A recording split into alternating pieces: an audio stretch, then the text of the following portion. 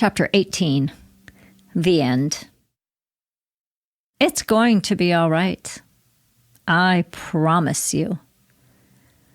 What I can also promise is that you will have challenges along the way, and that you will eventually leave this body for the next expression of life. You will die, and so will your loved ones. But what if that isn't wrong or bad? Of course, most of us will have heartbreak, and our foundations will be rocked when a loved one dies. We will get to walk through grief for however long that takes. We will then learn a new way of being, hopefully with our hearts broken wide open, and life will go on. What if we remove the wrongness from death? Who wants to live on the planet forever anyway?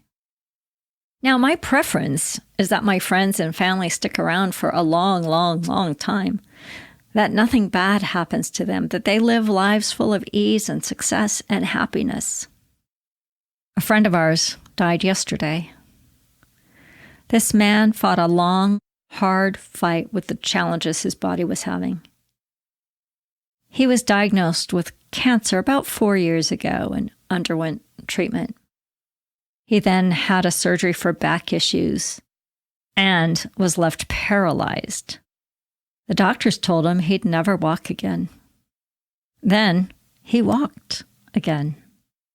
Then they found another cancer. Last week, after he'd been in the hospital for a few weeks, the doctor said he was well enough to go home. Wednesday, he went home. Friends were out visiting with him on the patio Thursday evening. He was full of life and planning for the future.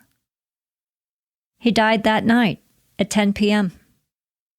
at his home with his wife after having just been released from the hospital because he was doing so well. Was that wrong? Was that failure? I don't think so. Is it hard for his wife? Of course.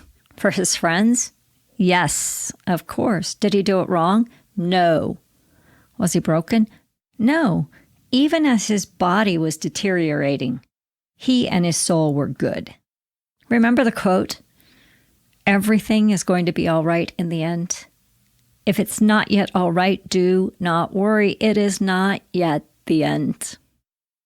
I believe at the end of life as we know it is the beginning of something quite eternal that has been going on for long before our soul was born into this life in this body. I believe that our time here on the planet is a smidgen of our existence, that we have experiences here, then move on. That does not eliminate our human suffering in the death of a loved one, especially in tough circumstances and tragedy, but it does say grief is an emotion that will pass with time. I also believe that any heartbreak we experience in life can lead us to a wider, more open heart, giving us more capacity to love and therefore live even more fully. No one regrets at the end of their lives that they didn't spend more time at work. What people regret is not what they did, but what they didn't do. The adventures they could have taken, the deeper, more intimate conversations they could have had, loving more, spending time with family and friends, enjoying life, stopping to smell the roses, laying in the sun, reveling in nature. Some regret dreams that are still dormant, unfulfilled deep within their hearts and souls. Make the commitment to yourself to live with no regrets. Do what makes your heart sing. Love fully, live out loud, enjoy life to its fullest. Do it today, not later, for tomorrow is not promised. The dragon. There's a story about a man going to a psychiatrist because there was a huge dragon living under his bed and he was scared. He was terrified and did not know what to do about it. So he went to this doctor and he told him the story. The doctor said, "I think I can cure you of this terror, but you will have to come to me 3 times a week for 3 months to begin to get results." The doctor never heard from him again until years later when they ran into each other.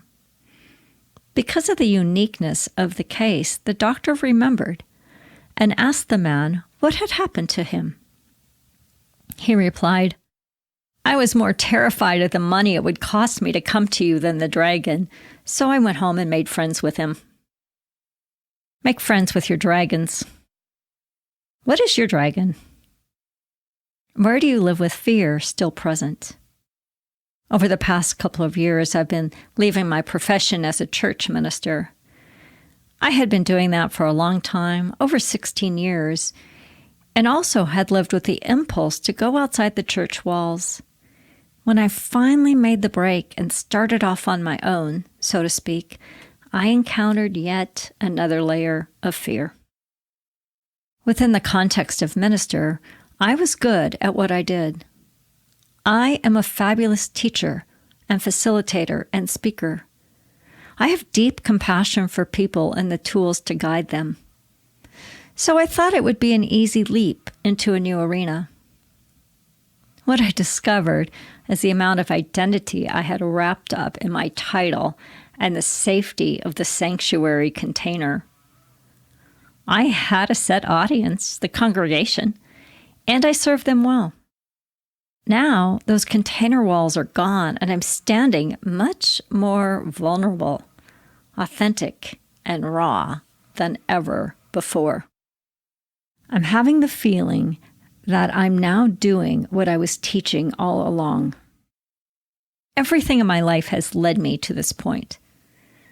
My fear was triggered by leaving the container, leaving the mantle of minister and stepping outside of the relative safety and support of the church movement I was in.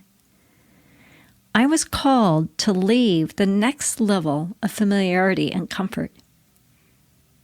Where are you called? What is stopping you now?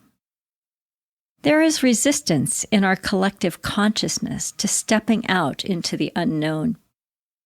It doesn't mean anything, except that it's there. The question is, what are you going to do with the fear that shows up for you? Are you going to let it continue to run the show? Or are you going to turn around, face it, feel it, and move on without it? It is a choice, and it is a process, but once you have done it, it becomes easier both to spot and to shift. Imagine now, for a moment, living a life with no fear. Imagine the complete and total freedom to be and do exactly what you are called to be and do in any moment. Imagine there's nothing stopping you. Slide into freedom to be. Notice what you notice. How does that feel?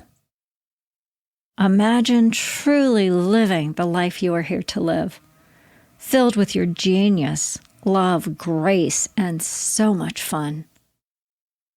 Imagine that you are doing exactly what you love to do with people you love and appreciate. Imagine that life on the planet is a grand adventure. Your life has not only gotten easier, but more rich and fulfilling too. What does it look like and feel like? What's stopping you now?